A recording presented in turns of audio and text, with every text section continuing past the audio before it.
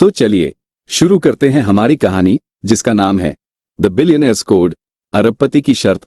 पहला अध्याय, दुनिया का सबसे बड़ा खेल। अरे भाई, जरा ध्यान से सुनना। मैं तुम्हें एक ऐसी कहानी सुनाने जा रहा हूं जो सिर्फ पैसों की नहीं है, पावर की है, और एक ऐसी शर्त बेट की है जिसने पूरी दुनिया को हिलाकर रख दिया था। ये कहानी है उस आदमी की जिसे दुनिया किंग ऑफ कोड के नाम से जानती थी, आर्यन सिंघानिया। आर्यन सिंघानिया। सोचो, एक लड़का जिसकी उम्र अभी सिर्फ 30 है और उसकी नेटवर्थ $200 बिलियन से ज्यादा है। उसने 19 साल की उम्र में एक आई कंपनी बनाई, नेक्स्ट एआई, और उसे 25 की उम्र तक दुनिया की सबसे वैल्यूएबल टेक कंपनी बना दिया। नेक्सस आई का मतलब था फ्यूचर। तुम्हारा फोन, तुम्हारी कार, यहां तक कि तुम्हारे फ्रिज में भी कहीं ना कहीं आर्यन का कोड चल रहा था। आर्यन एकदम शांत, आंखों में एक अजीब सी चमक जो बताती थी कि उसका दिमाग 1000 मील प्रति घंटा दौड़ रहा है। वो पार्टीज में नहीं जाता था, नहीं वो महंगी गाड़ियों का दिखावा करता था। उसका एक ही शौक था, प्रॉब्लम सॉल्विंग। उसे कॉम्प्लेक्स चीजें सुलझाना पसंद था। अब बात है पिछले साल की। दुनिया के टॉप 10 बिलियनियर्स ने एक सीक्रेट मीटिंग रखी। इसे नाम दिया गया था द डेका मीट।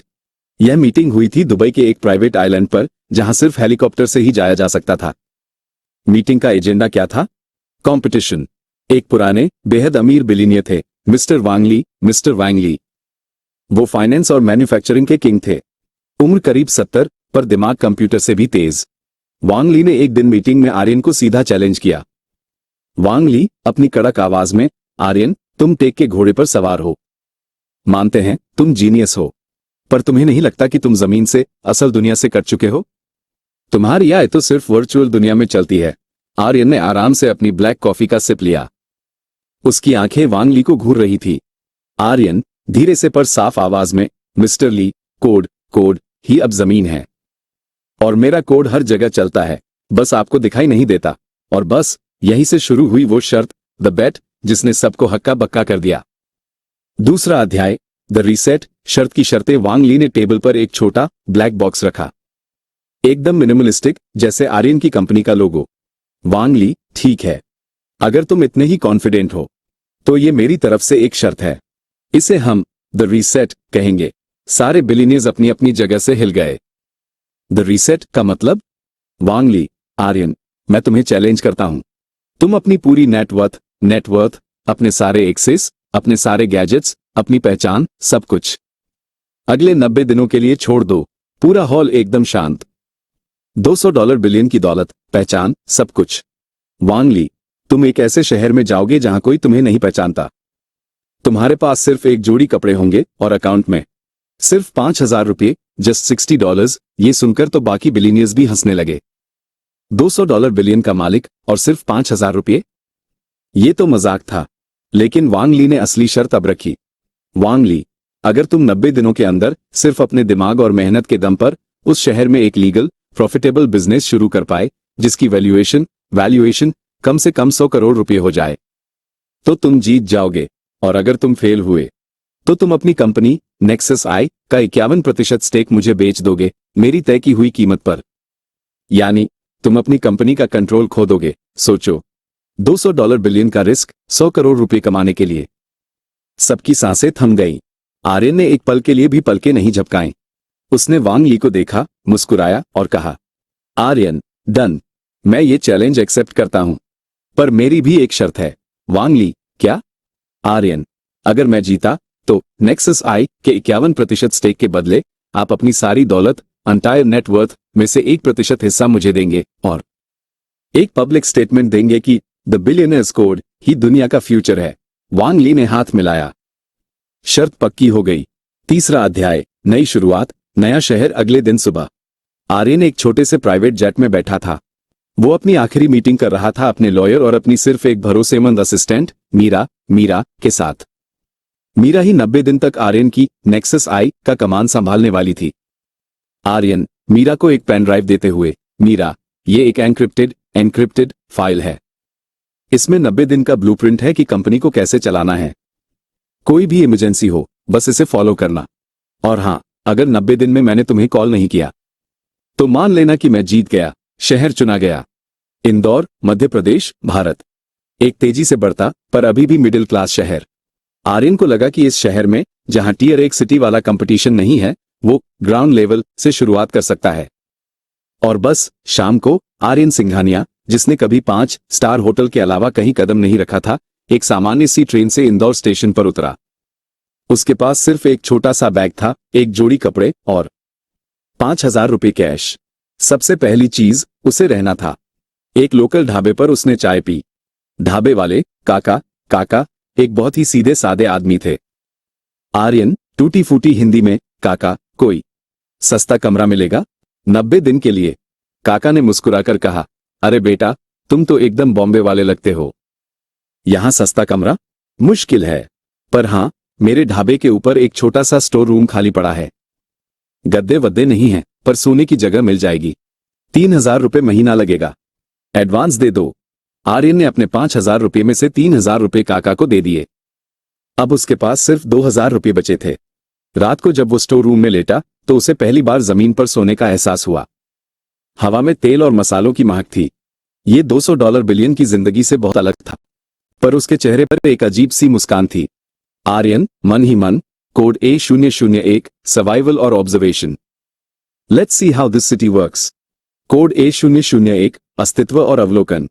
देखते हैं ये शहर कैसे काम करता है। उसने अपनी आंखें बंद की और अगले 90 दिन की योजना बनाने लगा। उसे पता था कि उसे कोई फैंसी बिजनेस नहीं चाहिए। उसे ऐसा बिजनेस चाहिए था जो स्केल अप हो सके बहुत जल्दी। क्या आर्यन, जो सिर्फ कोड लिखना जानता था, अब जमीन पर 100 करोड़ का बिजनेस खड़ा कर पाएगा? ये तो बस शुरुआत। ये कहानी NSVAIR एंटरटेनमेंट्स टीम की पेशकश है। द बिलियनेयर्स कोड, अरबपति की शर्त, पार्ट 4, 5 और 6। चौथा अध्याय, कबाड़ से जुगाड़, फ्रॉम स्क्रैप टू गोल्ड, दिन 2। Location, jail road, electronic market, Indore. Aryan के पास 2,000 रुपये थे। एक आम आदमी सोचता कि इससे क्या होगा, शायद कुछ दिन का खाना, लेकिन एक बिजनेसमैन इसे सीड कैपिटल, शुरुआती लागत मानता है। आर्यन सुबह सुबह इंदौर के फेमस इलेक्ट्रॉनिक कबाड़ बाजार, जेल रोड पहुंच गया। भीड़, शोर और हर तरफ पुराने कंप्यूटर, तार और बैटरियों का ढेर। आर्यन की आंखें बाज की तरह थी। वो आम चीजें नहीं देख रहा था, वो अंडरवैल्यूड एसेट्स, सस्ती चीजें जिनकी कीमत ज्यादा हो, ढूंढ रहा था। तभी उसकी नजर एक कबाड़ी की दुकान के कोने में पड़ी। धूल में सना एक पुराना सर्वर मदरबोर्ड और कुछ ग्राफिक कार्ड्स पड़े थे। दुकानदार को लगा वो कचरा है। आर्यन, भाई साहब, ये कचरा कितने का दोगे? दुकानदार, अरे ले जाओ, 500 रुपये दे दो। आर्यन ने बिना भाव ताव किए 500 रुपये दिए। उसने पास की एक रिपेयरिंग शॉप से 2 घंटे के लिए सोल्डरिंग आयरन और कुछ टूल्स 200 रुपये किराए पर लिए। अगले 3 घंटे तक आर्यन, जो कभी एक रूम्स में बैठकर अरबों के डिसीजन लेता था, पसीने में लथपथ होकर एक छोटे से स्टूल पर बैठकर सर्किट जोड़ रहा था। उसे पता था कि वो कचरा असल में एक high and bitcoin mining rig का हिस्सा था, जिसमें बस एक छोटा सा कैपेसिटर खराब था। शाम होते होते वो मशीन चालू हो गई। आर्यन ने उसी बाजार में एक सेकंड हैंड गेमिंग पीसी वाले को वो ठीक किया हुआ पार्ट दिखाया। दुकानदार की आंखें फटी रह गईं। दुकानदार, भाई, ये तो एनवीडिया का पुराना लेकिन पावरफुल कार्ड है। ये तेरे पास कहां से आया? आर्यन, बेचना है, अभी के अभी, कैश। दुकानदार ने उसे चेक किया और तुरंत 15,000 रुपये टेबल पर रख दिए। बूम। सुबह 2,000 रुपये थे, शाम को 15,000 रुपये। ROI, return on investment, 650% in 1 day. लेकिन आर्यन खुश नहीं था। 15,000 से 100 करोड़ का सफर बहुत लंबा था। उसे एक टीम चाहिए थी। और तभी उसकी मुलाकात हुई बंटी से।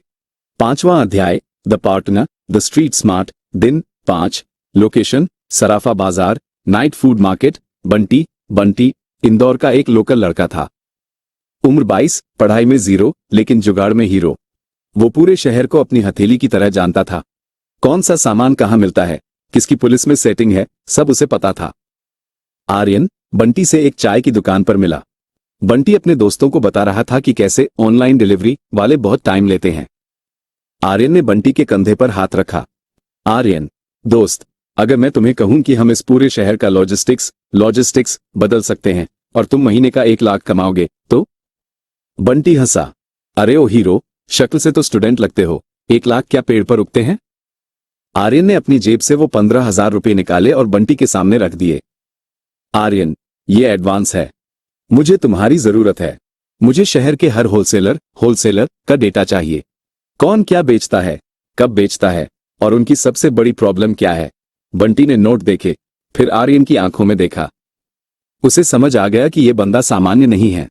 टीम बन गई। Brain Aryan, the coder, muscle और mouth Bunty, the hustler. Aryan ने एक सेकंड हैंड लैपटॉप खरीदा 8,000 रुपए में। अब उसके पास हार्डवेयर था, दिमाग था और लोकल नेटवर्क था। उसने 3 रातें जागकर एक कोड लिखा, नाम दिया प्रोजेक्ट सेतु। सेतु यह कोई फैंसी ऐप नहीं था, यह एक B2B ऑप्टिमाइजेशन एल्गोरिदम था। आर्यन ने नोटिस किया कि इंदौर के छोटे दुकानदारों के पास इन्वेंटरी, सामान का कोई हिसाब नहीं होता। कभी सामान बहुत ज्यादा आ जाता है, कभी खत्म हो जाता है। आर्यन का प्लान था दुकानदारों के स्टॉक को डिजिटाइज करना और उन्हें बड़े होलसेलर्स से ऑटोमेटिकली कनेक्ट करना, बिना किसी बिचौलिए, मिडलमैन के। लेकिन इसके लिए उसे एक बड़ी मछली, बिग क्लाइंट को फंसाना था। छठा अध्याय, मौत का सौदा, द हाई स्टेक्स पिच। दिन 20, कैपिटल 25,000 रुपए, टारगेट 100 करोड़ रुपए। बंटी ने खबर दी कि शहर का सबसे बड़ा अनाज और मसाले का होलसेलर है सेठ मल्होत्रा। सेठ मल्होत्रा पुराने जमाने का आदमी था, अड़ियल और खतरनाक। उसका टर्नओवर 500 करोड़ का था, लेकिन सब कुछ कागज पेन पर चलता था। आर्यन सेठ मल्होत्रा के गोदाम में पहुंचा। वहां गुंडे टाइप के मुनीम बैठे थे। सेठ मल्होत्रा हुक्का पीते हुए, लड़के मेरे पास 2 मिनट हैं। अगर तूने मेरा टाइम वेस्ट किया तो मेरे आदमी तुझे गोदाम से बाहर फेंक देंगे। आर्यन ने अपना लैपटॉप खोला। स्क्रीन पर एक सिंपल डैशबोर्ड था। आर्यन, सेठ जी, आपकी गोदाम में पिछले महीने 15% दाल पल्सेस सड़ गई क्योंकि आपको पता ही नहीं चला कि वो स्टॉक में पीछे दबी हुई थी। आपका 50 लाख का नुकसान हुआ। सेठ मल्होत्रा चौंक गया। तुझे कैसे पता? आर्यन, मैंने पिछले 3 दिन से आपके कचरे और सप्लाई ट्रक्स को ऑब्जर्व किया है। मेरा डेटा कभी झूठ नहीं बोलता। पूरा गोदाम शांत हो गया। आर्यन, मेरा ऑफर सुनिए। आप मुझे कोई पैसा मत दीजिए, बस मुझे अपने गोदाम का इन्वेंट्री मैनेजमेंट दे दीजिए 1 महीने के लिए। मैं आपका प्रॉफिट 20% बढ़ा दूंगा। अगर मैंने किया तो बढ़े हुए प्रॉफिट का 50% मेरा। अगर नहीं कर पाया तो मैं आपके यहां जिंदगी भर मुनीम बन के फ्री में काम करूंगा। यह एक सुसाइड मिशन था, जिंदगी भर की गुलामी की शर्त। बंटी पसीने पसीने हो रहा था। वो आर्यन के कान में फुसफुसाया, भाई पागल हो गया है क्या? ये लोग मार डालते हैं। सेठ मल्होत्रा ने अपनी मूंछों पर ताव दिया। उसकी आंखों में एक चमक आई, लालच की चमक। सेठ मल्होत्रा, मंजूर है, लेकिन अगर 1% भी गड़बड़ हुई तो इंदौर क्या, तू इंडिया में कहीं मुंह दिखाने लायक नहीं रहेगा। 7वां अध्याय, द सैबोटाज। दिन 45, प्रोग्रेस, रॉकेट की रफ्तार। आर्यन और बंटी ने दिन रात एक कर दिया। आर्यन ने गोदाम में सेंसर्स नहीं लगाए, पैसे नहीं थे, बल्कि उसने एक QR कोड सिस्टम बनाया। हर बोरी पर कोड, हर मजदूर के पास एक सस्ता स्कैनर। सिस्टम काम करने लगा। सेठ मल्होत्रा का वेस्टेज 0 हो गया। ऑर्डर्स ऑटोमेटिक जाने लगे। 25 दिन के अंदर सेठ का प्रॉफिट सच में 18% बढ़ गया। आर्यन के पास अब करीब 20 लाख रुपए कमीशन के तौर पर आ चुके थे। लेकिन पिक्चर अभी बाकी थी। मेरे दोस्त दुबई में बैठे वांगली को खबर मिल गई थी। उसके जासूस ने बताया कि आर्यन इंदौर में कुछ बड़ा कर रहा है। वांगली हारने वालों में से नहीं था। एक रात जब आर्यन अपने स्टोर रूम में सो रहा था, अचानक धुआं उठा। किसी ने काका के ढाबे में आग लगा दी थी। आर्यन हड़बड़ा कर उठा। धुआं उसका दम घोंट रहा था। उसका लैपटॉप, उसका सारा कोड, सारा डेटा उसी लैपटॉप में था। उसने बैकअप क्लाउड पर डाला था, लेकिन लोकल सर्वर का हार्ड ड्राइव वहीं था। वो भागने की बजाय आग की लपटों के बीच वापस अंदर गया। बंटी चिल्लाते हुए, आर्यन भाई, छोड़ो उसे, जान है तो जहान है। लेकिन आर्यन जानता था, अगर वो डेटा गया तो सेठ मल्होत्रा उसे जिंदा नहीं छोड़ेगा और वांगली शर्त जीत जाएगा। एक जलती हुई लकड़ी आर्यन के हाथ पर गिरी। आह! उसका हाथ जल गया, लेकिन उसने लैपटॉप बैग खींचा और खिड़की से कूद गया। नीचे गिरते ही उसे चोट लगी, लेकिन लैपटॉप सुरक्षित था। पर जब उसने ऊपर देखा तो भीड़ में एक आदमी खड़ा था जो आग बुझाने की जगह मुस्कुरा रहा था। वो वांगली का आदमी था। आर्यन समझ गया, यह अब सिर्फ बिजनेस नहीं रहा, this is war. Next steps. Aryan अब बेघर हो गया है और उसका हाथ जख्मी है। सेठ मल्होत्रा को पता चलेगा कि आर्यन के कारण आग लगी, शायद, तो वो क्या करेगा? आर्यन को अब 20 लाख से 100 करोड़ तक जाने के लिए एक मास्टर स्ट्रोक खेलना होगा। अगर आपको लगा था कि आग लगने से कहानी खत्म हो गई तो आप गलत थे। राख से ही तो फीनिक्स निकलता है। ये ब्लॉकबस्टर स्टोरी जारी है और इसका सारा क्रेडिट जाता है NSVAIR एंटरटेनमेंट्स टीम को। तैयार हो जाइए, क्योंकि अब ये खेल सर्वाइवल का नहीं, डोमिनेशन का है। द बिलियनेयर्स कोड, अरबपति की शर्त, पार्ट 7, 8 और 9, 8वां अध्याय, underground war room, the bunker, दिन 46, लोकेशन अज्ञात, अननोन, पुराना इंदौर। आर्यन की हालत जख्मी, बैंक बैलेंस 20 लाख रुपए, टारगेट 100 करोड़ रुपए। रात के 2 बज रहे थे। बंटी आर्यन को अपनी मोटरसाइकिल पर बिठाकर शहर की तंग गलियों से निकाल रहा था। आर्यन का बायां हाथ बुरी तरह जला हुआ था, उसे दर्द हो रहा था, लेकिन उसने उफ तक नहीं की। बंटी उसे एक पुरानी बंद पड़ी कपड़ा मिल, टेक्सटाइल मिल के बेसमेंट में ले गया। ये जगह चूहों और धूल से भरी थी, लेकिन यहां कोई उन्हें ढूंढ नहीं सकता था। बंटी घबराया हुआ, भाई डॉक्टर के पास चलते हैं, हाथ सड़ जाएगा। आर्यन दांत भींचते हुए, नहीं बंटी, अस्पताल गए तो एंट्री होगी, और एंट्री हुई तो वांग ली को लोकेशन मिल जाएगी। फर्स्ट एड किट ले आओ, और मुझे इंटरनेट चाहिए अभी। बंटी हैरान था, यह आदमी दर्द से मर रहा है, लेकिन इसे इंटरनेट की पड़ी है। बंटी कहीं से पट्टी और दवा ले आया। आर्यन ने खुद अपने हाथ पर मरहम लगाया। उसकी आंखों में अब आंसू नहीं, आग थी। आर्यन, बंटी, सेठ मल्होत्रा का काम खत्म। वो मॉडल स्लो था। हमें 100 करोड़ की वैल्यूएशन चाहिए, और हमारे पास सिर्फ 44 दिन बचे हैं। अब हम हार्डवेयर नहीं बेचेंगे, अब हम उम्मीद, होप बेचेंगे। आर्यन ने उस कबाड़ बेसमेंट को अपना वॉर रूम बना लिया। उसने दीवार पर कोयले से लिखा, target 10 million users equal 100 crore रुपए वैल्यूएशन। नवा अध्याय, प्रोजेक्ट जुगनू, प्रोजेक्ट फायरफ्लाई, दिन 55। लॉन्च का दिन। आर्यन जानता था कि इंडिया में 2 चीजें सबसे तेजी से वायरल होती हैं, क्रिकेट और पैसा, स्टॉक मार्केट। लेकिन आम आदमी शेयर बाजार से डरता है। आर्यन ने पिछले 9 दिनों में सिर्फ एक हाथ से टाइप करके अपनी लाइफ का सबसे खतरनाक आई कोड लिखा। उसने इसका नाम दिया जुगनू। यह कोई आम ऐप नहीं था। आर्यन ने अपनी सुपर कंपनी नेक्सस आई के एल्गोरिदम का एक लाइट वर्जन बनाया था, जो लीगल ग्रे एरिया में था। जुगनू का काम क्या था? यह ऐप मिडिल क्लास लोगों को बताता था कि अगले 1 घंटे में कौन सा शेयर ऊपर जाएगा। सिर्फ 1 घंटे का प्रेडिक्शन, एक्यूरेसी 94%। लेकिन आर्यन के पास मार्केटिंग के पैसे नहीं थे, तो उसने बंटी को बुलाया। आर्यन, बंटी, तेरे जितने भी व्हाट्सएप ग्रुप्स हैं, टेलीग्राम चैनल हैं, सट्टा बाजार के कॉन्टैक्ट्स हैं, सब जगह ये लिंक फैला दे, फ्री में। सबको बोल, सिर्फ 3 दिन फ्री है, लूट सको तो लूट लो। बंटी ने अपनी पूरी स्ट्रीट पावर लगा दी। पहले घंटे में 100 डाउनलोड्स, 5वें घंटे में 5000 डाउनलोड्स। अगले दिन सुबह तक जुगनू इंदौर से निकलकर मुंबई, दिल्ली और बेंगलोर के ट्रेडर ग्रुप्स में आग की तरह फैल गया। लोग पागल हो गए थे, क्योंकि ऐप जो बोल रहा था वही हो रहा था। दिन 65, यूजर बेस 5 लाख। आर्यन ने अभी तक 1 रुपया नहीं कमाया था, लेकिन डेटा का पहाड़ खड़ा हो गया था। इन्वेस्टर्स की नजर उस ऐप पर पड़ने लगी थी। ये जुगनू कौन चला रहा है, सब यही पूछ रहे थे।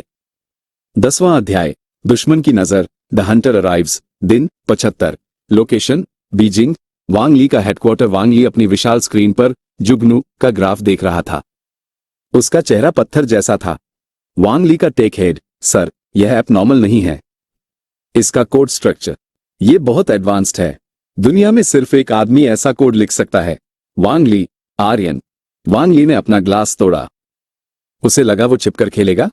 मैंने उसे 5000 रुपये दिए थे, और वो 100 करोड़ की कंपनी खड़ी करने जा रहा है। नहीं, वांग ली ने 2 ऑर्डर दिए। साइबर अटैक, जुगनू के सर्वर को क्रैश कर दो।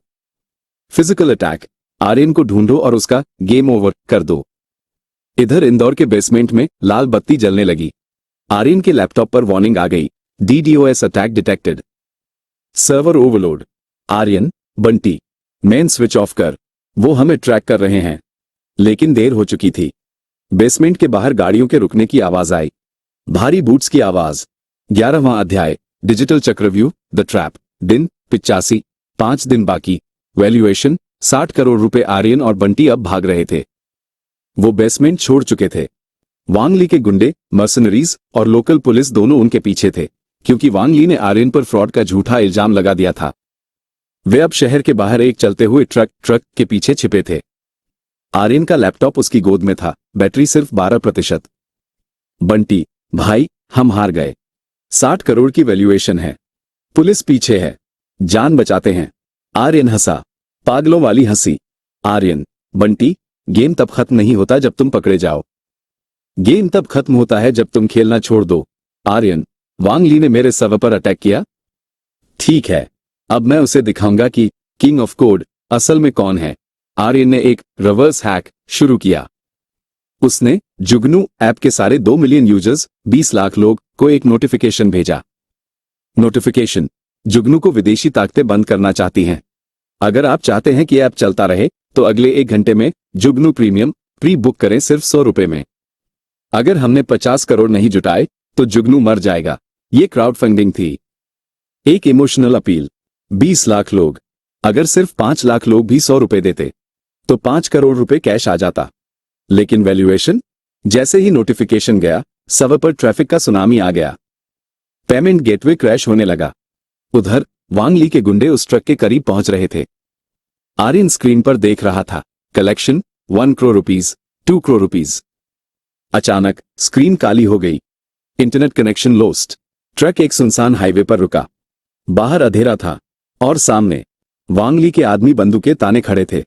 गुंडा हंसते हुए, mister Aryan Singhania, game over. Boss ने कहा है लैपटॉप हमें दो और अपनी हार मान लो। आर्यन ने लैपटॉप बंद किया और ट्रक से नीचे उतरा। उसने हाथ ऊपर उठाए। आर्यन, लैपटॉप ले लो, पर एक बार स्क्रीन देख लेना। गुंडे ने लैपटॉप छीना और स्क्रीन खोली। वहां इंटरनेट नहीं था, लेकिन स्क्रीन पर एक सैटेलाइट अपलिंक का सिंबल आ रहा था। आर्यन मुस्कुराते हुए, तुमने मेरा इंटरनेट काटा तो मैंने वांग ली के ही प्राइवेट सैटेलाइट को हैक करके अपना डेटा अपलोड कर दिया। और जानते हो मैंने क्या अपलोड किया? गुंडे के चेहरे का रंग उड़ गया। आर्यन, जुगनू अब सिर्फ एक ऐप नहीं है, मैंने उसका सोर्स कोड ओपन सोर्स कर दिया है। अब दुनिया का हर डेवलपर उसका मालिक है। और एक बहुत बड़ी ग्लोबल कंपनी ने अभी अभी उसे खरीदने के लिए 150 करोड़ रुपए का ऑफर मेल किया है। बूम। शर्त थी 100 करोड़ की वैल्यूएशन। ऑफर है 150 करोड़ का। लेकिन रुकिए, गुंडे के पास अभी भी बंदूक है और वो वांग ली का वफादार है। क्या वो आर्यन को जिंदा जाने देगा या 150 करोड़ की जीत के साथ आर्यन की मौत लिखी है? सस्पेंस चरम पर है। क्या आर्यन अपनी जीत का जश्न मना पाएगा या यह उसकी आखिरी बाजी होगी? क्या वांग ली अपनी हार स्वीकार करेगा?